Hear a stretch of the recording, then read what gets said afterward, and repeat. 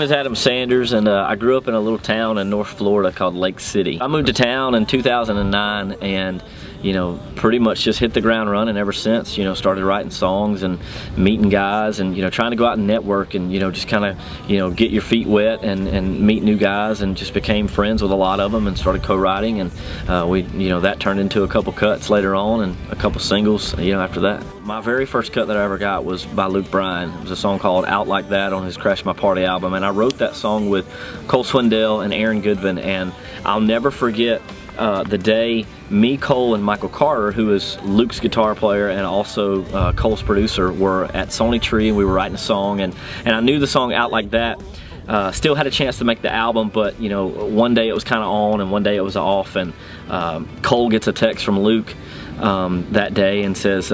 hey, we're at the studio cutting some songs, and of course, my heart's pounding, because I had never had a song recorded yet. So we go down there and we literally walk in the door, and as soon as we walk in the door, they're hitting the guitar lick for the intro of Out Like That, and it was just like, man, that's incredible. I walk in, Luke gives me a high five, and it's just like, man, congratulations on your first cut. And we got to sit and watch him and the band record, with his producer, and just a super cool moment for me, to walk in as a young kid and sort of dream of something like that, and to see it actually all unfold was just something I'll never forget. One of the cuts that has always really meant a lot to me was one that I had by Dierks Bentley, a song called Sounds of Summer, and to me it's so special because I grew up literally singing his songs in talent shows and at playing karaoke tracks, and as a kid, basically, and to look up and have a song recorded by him, and some outside of the box things too, the show Nashville, that everyone loves. I've had a few things on there, and Heart of Dixie, and just things that I never necessarily thought that I would get. I think I look up to guys that want it as bad as I do, and work hard for what they get, and I've seen a lot of guys through the years that stick it out, and that means a lot to me. And there's guys that's been in this business, Bob DePiro and Mark Beeson, guys that have been around for decades. Songwriting to me means everything. It's literally the easiest way to express my emotions, and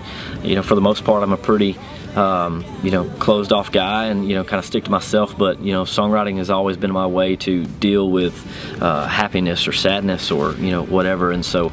expressing my feelings through songs is something that if I couldn't do that, I don't know what I'd do. Anyone looking to get into the songwriting world, in Nashville especially,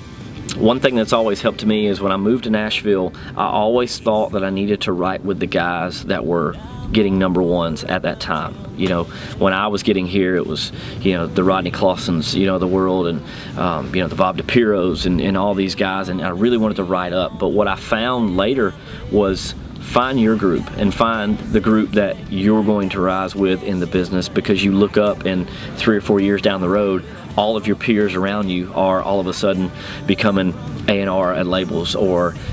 publishing companies, or management, or another songwriter, and those guys will be the ones that you truly find your path in the business. So I think anyone looking to get into the music industry and be a songwriter,